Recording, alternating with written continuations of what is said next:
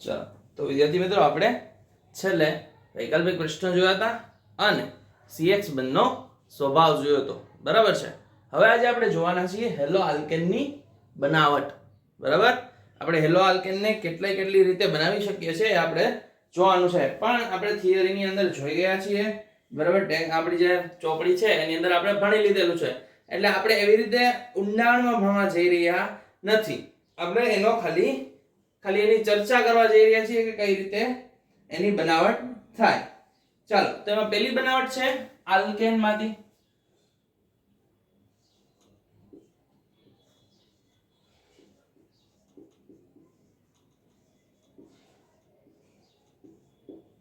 ચાલો, પહેલી બનાવટ શેમાંથી કરશું?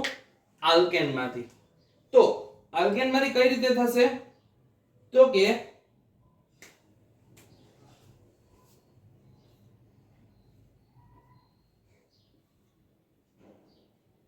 C2H6 ને કહેવાય ઇથેન. ઇથેન ની પ્રક્રિયા કરાવશું આપણે Cl2 અને HV પ્રકાશની હાજરીમાં, બરાબર. તો શું બનશે? તો કે C2H5Cl C2H5Cl plus HCl, બરાબર. આ શું છે? ક્લોરીન. એમાંથી બનશે શું? ઇથાઇલ ક્લોરાઇડ અને HCl હાઇડ્રોક્લોરિક એસિડ છૂટું પડે છે, બરાબર છે. ચાલો બીજી પ્રક્રિયા જોઈએ.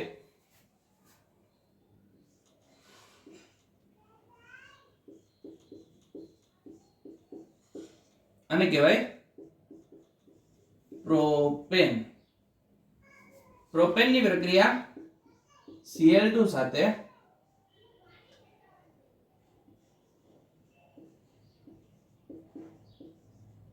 પારજાંબલી પ્રકાશમાં.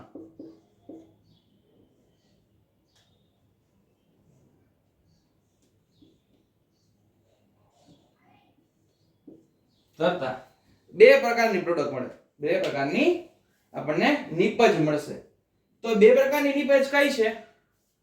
તો કે એક છે CH3 CH2 CH2 Cl, બરાબર છે. આનું નામ શું દઈ શકાય? 1 ઇથાઇલ ક્લોરાઇડ. અને બીજી છે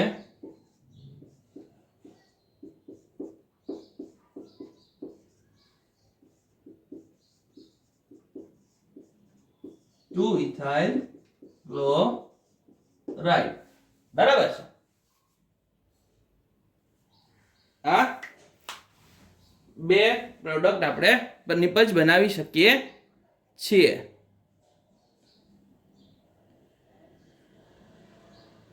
એના પછી આપણે જોઈએ તો કે ફ્રી આને કઈ રીતે બનાવી શકાય? તો કે હવે આપણે વાત કરીએ પ્રક્રિયાની.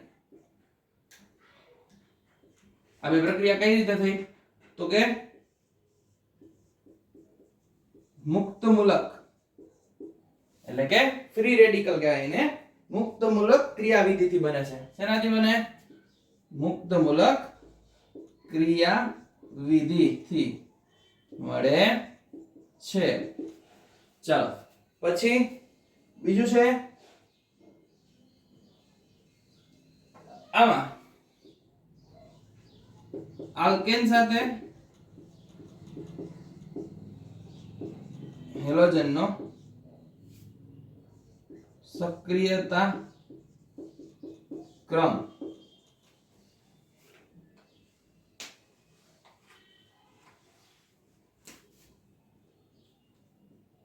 ક્લોરીન, ક્લોરીન, બ્રોમિન અને આયોડીન, બરાબર. આ એનો સક્રિયતાનો ક્રમ છે, બરાબર છે. બધામાં 2 આવશે. પછી તો કે આલ્કેન કયા પ્રકારની સક્રિયતાનો ક્રમ રાખે છે એ જોઈએ. આ કોની વાત થઈ હતી? હેલોજનનો. પણ આલ્કેન કયા પ્રકારનો સક્રિયતા ક્રમ રાખશે?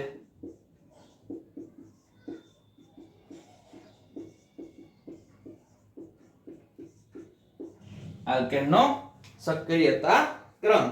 ચાલો તો આલ્કેન છે એ પહેલા થશે તૃતીયકમાં, પછી દ્વિતીયક અને છેલ્લે પ્રાથમિકમાં. બરાબર છે? કઈ રીતે થશે? પહેલા તૃતીયકમાં, પછી દ્વિતીયકમાં અને છેલ્લે પ્રાથમિકમાં. બરાબર છે? સમજાય અહીંયા સુધી? ચાલો એના પછી તો કે આલ્કેનની, હવે આપણે આલ્કેનની બીજી પ્રક્રિયા જોવાની છે આલ્કેનમાંથી જ. તો કે આલ્કેનની પ્રક્રિયા SO2Cl2 ની સાથે, બરાબર, પારજાંબલી પ્રકાશમાં અને ઓર્ગેનિક પેરોક્સાઇડની હાજરીમાં કરતા. ચાલો જોઈએ.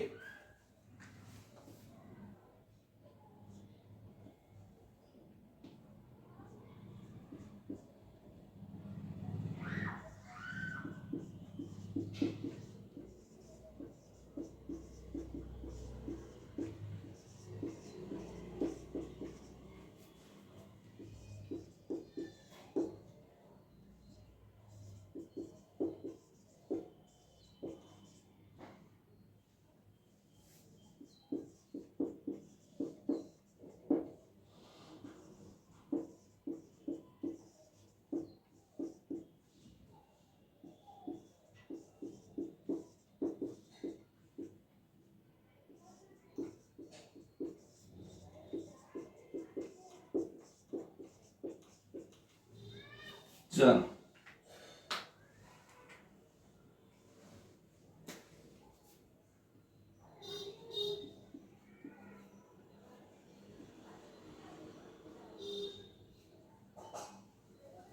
આપણે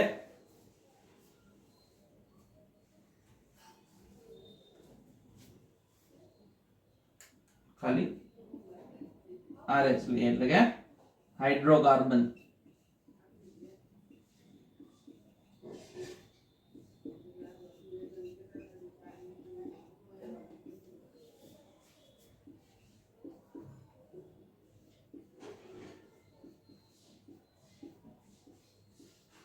આને ઓર્ગેનિક પેરોક્સાઇડ કહેવાય, પણ એનું બીજું નામ આપણી ભાષામાં આને એનહાઇડ્રાઇડ કહેવાય. શું કહેવાય? એનહાઇડ્રાઇડ. બરાબર છે? આની સાથે કરતા આપણને RCl મળશે, SO2 ગેસ છૂટો પડશે અને HCl છૂટું પડી જશે. આ આપણને પ્રક્રિયા મળે છે. બરાબર છે? તો આ થઈ આલ્કેન માંથી ને પ્રક્રિયા. બરાબર છે? ચાલો એના પછી જોવાની છે આપણે આલ્કીન માંથી. શેમાંથી જોવાની છે? આલ્કીન માંથી. આલ્કીન માટે જોવા માટે આપણે એની અંદર નિયમ પણ જોવા પડશે અમુક. ચાલો જોઈએ આલ્કીન માંથી ને પ્રક્રિયા કઈ રીતે બનશે. બરાબર છે?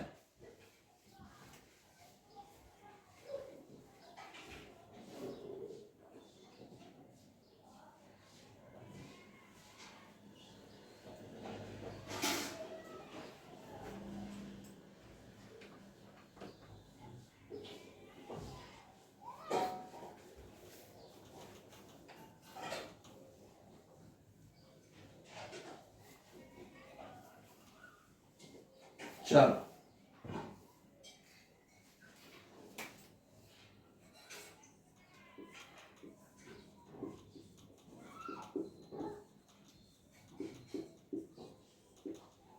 આલ્કીન માંથી બનાવવાનું છે. તો આલ્કીન માંથી કઈ રીતે બનશે? તો કે હાઇડ્રોહેલોજિનેશન માં હેલોજન એસિડ ની સક્રિયતાનો ક્રમ આપેલો છે પહેલા તો.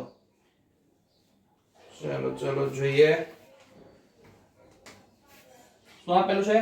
તો કે હાઇડ્રોહેલોજિનેશન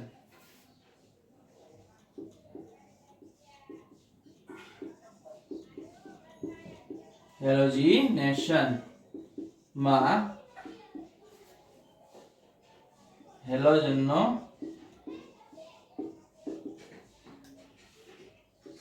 સક્રિયતા ક્રમ. ચાલો જોઈએ શું આપ્યું છે એમાં. તો કે એમાં આપણને આપેલું છે ખાલી હેલોજન નથી, હેલોજન એસિડ છે. હેલોજન એસિડ નો સક્રિયતા ક્રમ. તો એની અંદર આવશે સૌથી વધારે સક્રિય છે HI HBr અને પછી HCl. બરાબર છે, આ એનો સક્રિયતા ક્રમ છે. બીજી વસ્તુ 1,2 હાઇડ્રાઇડ અને 1,2 મિથાઇલ સ્થાનાંતર. હવે એક વસ્તુ સમજજો કે આપણે એવું જોયું હતું પ્રાથમિક કરતા દ્વિતીયક અને દ્વિતીયક કરતા તૃતીયક વધારે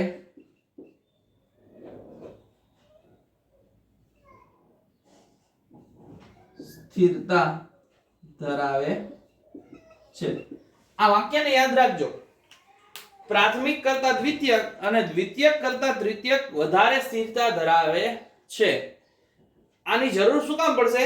તો કે જ્યારે અમુક વાર 1,2 હાઇડ્રાઇડ અને 1,2 મિથાઇલ સ્થાનાંતર કરવા માટે, એટલે કે હું એમ કહું કે તો હું એવું કહેવા માંગતો હતો કે આ વાક્ય ઉપરથી આપણે એવું સમજવાનું છે કે તૃતીયક છે એ દ્વિતીયક કરતા વધારે અને દ્વિતીયક છે એ પ્રાથમિક કરતા વધારે અને પ્રાથમિક છે એ મિથાઇલ કરતા વધારે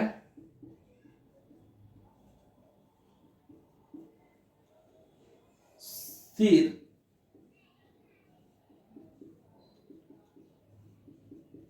કાર્બોકેટાયન આપે છે. કઈ રીતે? તો એક આપણે ઉદાહરણથી સમજીએ. બરાબર છે?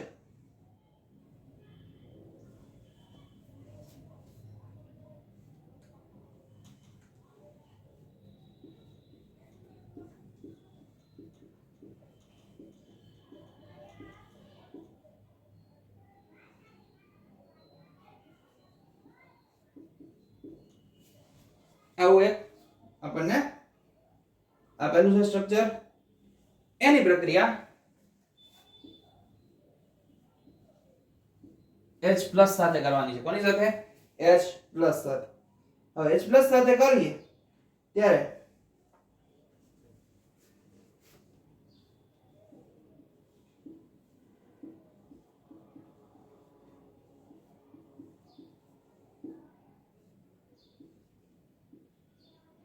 દ્વિબંધ તૂટી જશે અને અહીંયા આવશે CH3 અને અહીંયા આવશે પ્લસ ચાર્જ.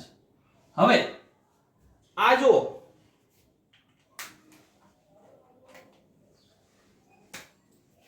આ કાર્બનની વાત કરું છું. આ કેવો કાર્બન છે? દ્વિતીયક છે.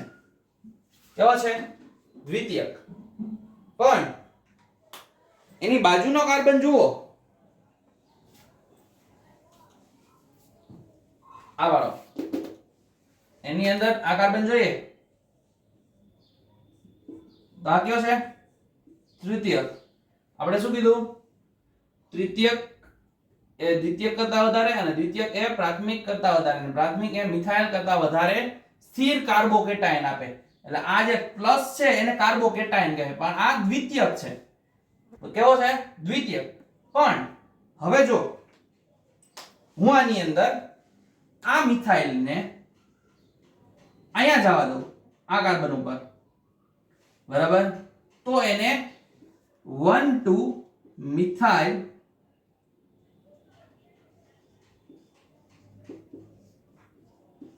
સ્થાનાંતર કહેવાય. શું કહેવાય? સ્થાનાંતર. 1,2 મિથાઇલ સ્થાનાંતર. એટલે આ 1 એમાંથી આ 2 કાર્બન બીજા કાર્બન ઉપર 1 2 મિથાઇલ, આ મિથાઇલ નું સ્થાનાંતર થયું એટલે શું કહેવાય એને 1 2 મિથાઇલ સ્થાનાંતર થાય તો આપણને પ્રક્રિયાની છેલ્લે શું મળે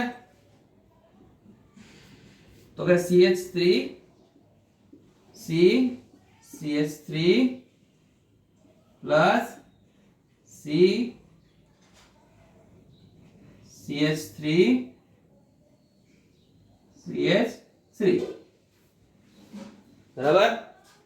તો આ કાર્બોકેટાયન કેવો થયો તૃતીયક, અને તૃતીયક કેવો હોય સૌથી વધારે સ્થિર હોય. કેવો હોય સૌથી વધારે સ્થિર હોય. બરાબર છે. ચાલો તો આ વાત થઈ કાર્બોકેટાયનની સ્થિરતાની. બરાબર છે. એના પછી જોઈએ આપણે જોવાનું છે માર્કોનિકોવ નો નિયમ. ચાલો હવે માર્કોનિકોવ નો નિયમ જોઈએ. આલ્કીન ની અંદર જ આપેલું છે.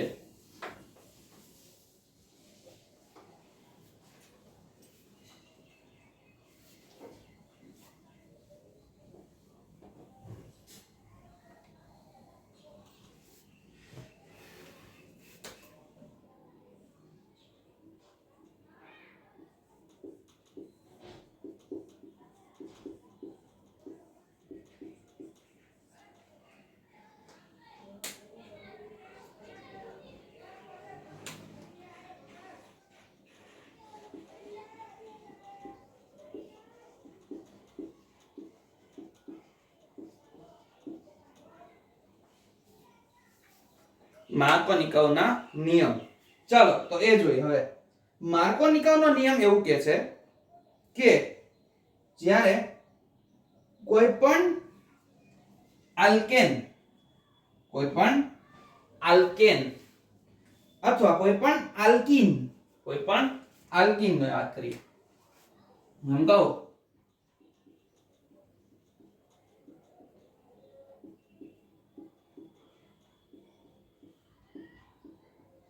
આ એક આલ્કીન છે.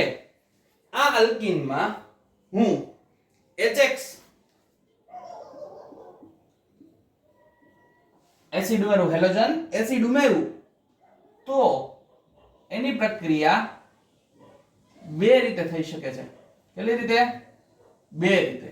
ચાલો કઈ કઈ રીતે થઈ શકે છે જોઈએ. એક છે કે આની પ્રક્રિયા હું કરાવું,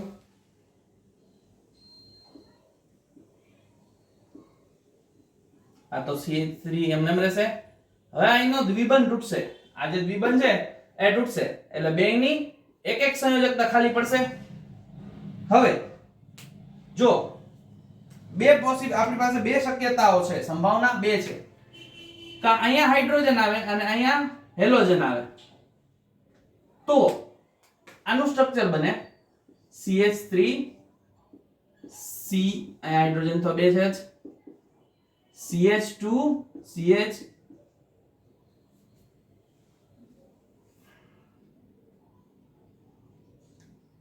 એક બે ત્રણ ચાર એક બે હજી એક હાઇડ્રોજન આવશે ને CH2X.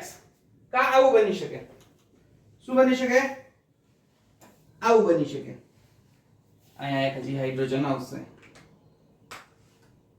કીધું હાઇડ્રોજન કેમ ઘટી ગયો? એક હાઇડ્રોજન આવશે ને, હજી ચાર સંયોજકતા તો પૂરી થવી જોઈએ ને. એટલે કા આવું બની શકે અને કા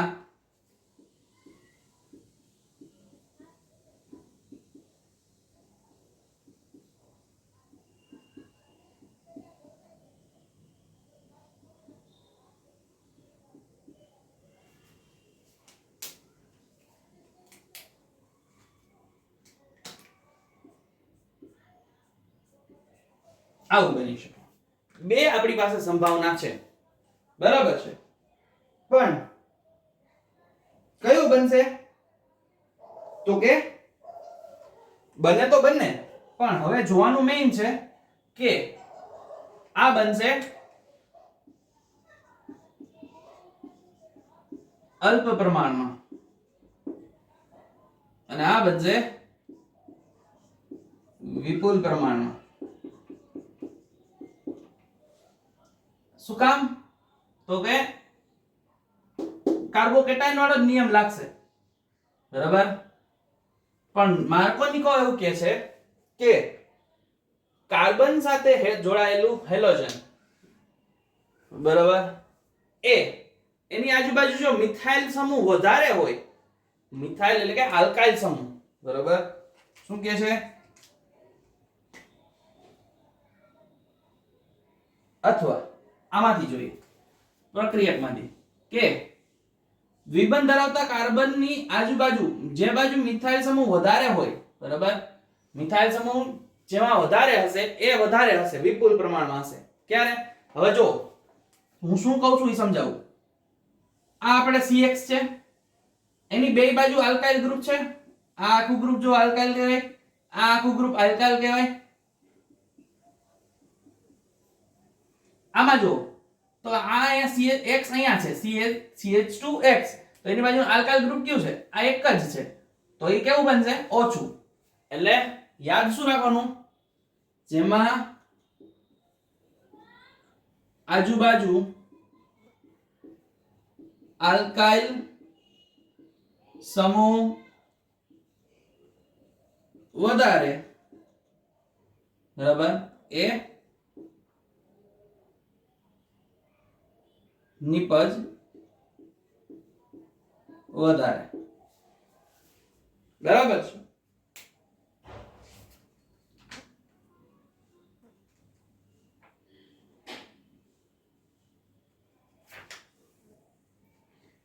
કારણ કે માર્કોનિકો શું કહે છે કે સેકન્ડરી કેવો હોય? મોસ્ટ સ્ટેબલ, બરાબર, પ્રાઇમરી કરતા સેકન્ડરી વધારે સ્થિર હોય અને સેકન્ડરી કરતા ટર્સરી વધારે સ્થિર હશે, બરાબર છે. ચાલો પછી આના પછી છે પ્રતિ માર્કોનિકોના નિયમ. આ કોનો હતો? માર્કોનિકોનો નિયમ. ઓલું કેવો છે? પ્રતિ માર્કોનિકોનો નિયમ. ચાલો તો હવે એ જોઈએ પ્રતિ માર્કોનિકો શું કહે છે.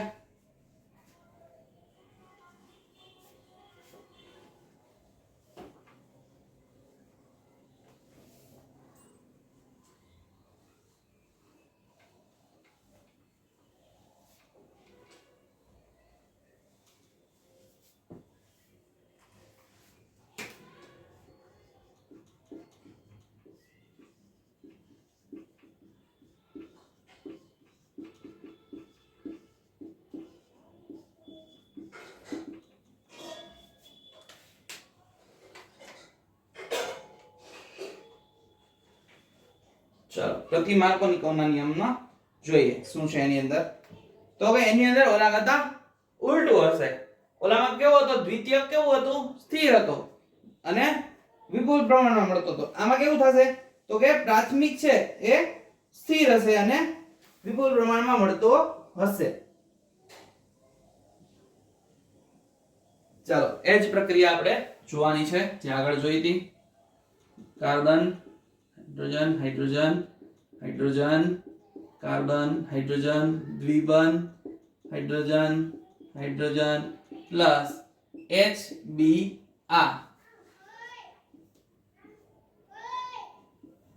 આ એક અને આ બીજું.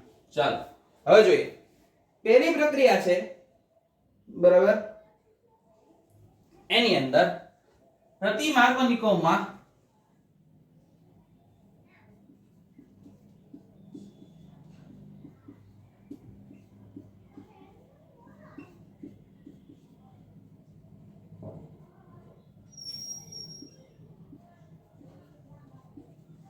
આવું બને છે. તો આ જે બને છે એ કેવું હશે?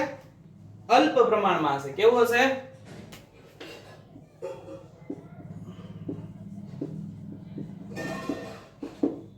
અલ્પ પ્રમાણમાં. પણ જ્યારે પ્રતિ માર્કોનિકોની બીજી પ્રક્રિયા હું CH3CO 2 અને ટ્વાઇસ કહેવાય, બે વખત છે એટલે ટ્વાઇસ O એટલે કે એનહાઇડ્રાઇડ ની હાજરીમાં કરાવું તો મને જે નિપજ મળશે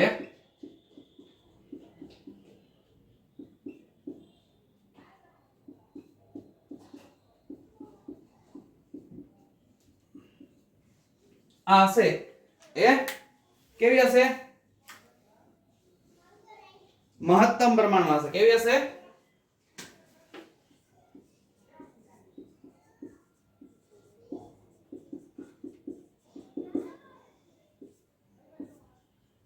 મહત્તમ પ્રમાણમાં હશે. કેવી હશે? મહત્તમ પ્રમાણમાં. બરાબર છે. તો આ છે પ્રતિ માર્કોની કર્વ. એટલે હવે આ તો બધું થિયરિટિકલ જોઈ લીધું, બરાબર, સમજી લીધું, આવું કઈક નિયમ છે બધું. હવે યાદ કેમ રાખવાનું? આપણે આપણી ટ્રીક થી યાદ રાખશું. શાથી યાદ રાખશું? ટ્રીક થી. ચાલો,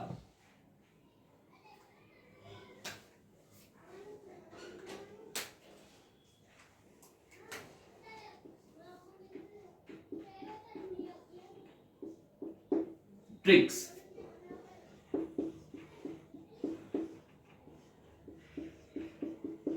માર્કોનિકો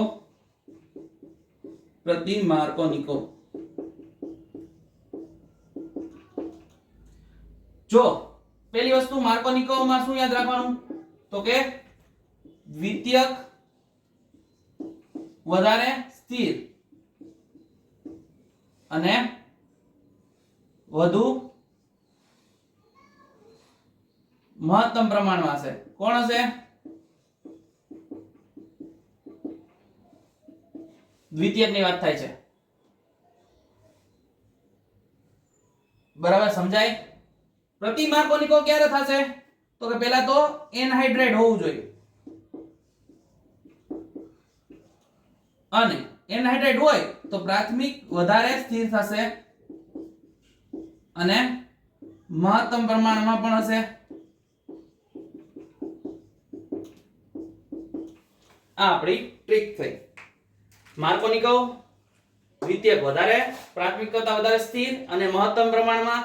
પ્રતિ માર્કોનિકોમાં એનહાઇડ્રેટ હોવું જોઈએ અને પ્રાથમિક વધારે સ્થિર થશે દ્વિતીયક કરતા, અને મહત્તમ પ્રમાણમાં કોણ મળશે? નિપજ પ્રાથમિક મળશે. સમજાય અહીંયા સુધી?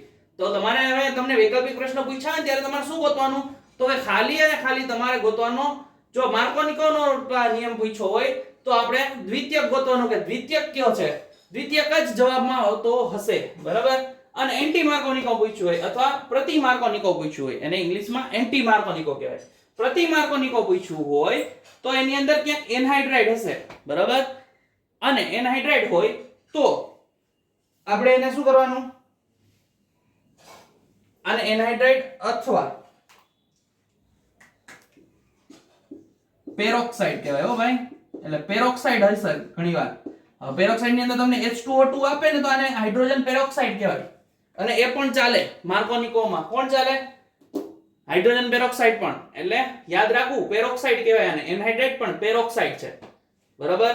પેરોક્સાઇડ આપ્યું હોય તો પ્રાથમિક વધારે સ્થિર થશે અને મહત્તમ પ્રમાણમાં મળશે. આ વાત થઈ આપણે આલ્કીનની. શેની વાત થઈ? આલ્કીનની. અને બીજું ડાયહેલોજન આપેલા હોય આપણને, એક પ્રક્રિયા હજી બાકી છે, જોઈ લઈએ.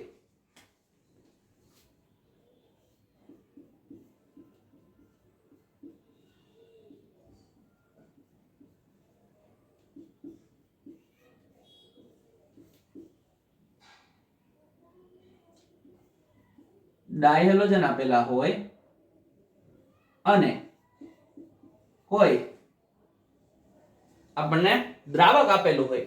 કેવું? દ્રાવક આપેલું હોય, પણ કેવું હશે? આ અધ્રુવીય દ્રાવક છે. અધ્રુવીય દ્રાવક આપ્યું હોય તો બંને હેલોજન બંને કાર્બન ઉપર જોડાઈ જશે. બરાબર છે? બંને કાર્બન ઉપર જોડાઈ જશે તો એને કહેવાય 1,2-ડાયબ્રોમો ઇથેન. શું કહેવાય? અને 1,2-ડાયબ્રોમો ઇથેન. તો આ વાત થઈ આલ્કીનની. બરાબર છે? ચાલો વિદ્યાર્થી મિત્રો, તો આપણે હવે નેક્સ્ટ જોવાના છીએ આલ્કોહોલ માંથી આલ્કાઇલ હેલાઇડ. એટલે આપણે નેક્સ્ટ શું જોશું હવે? આલ્કોહોલ માંથી આલ્કાઇલ હેલાઇડ. બરાબર છે? ચાલો.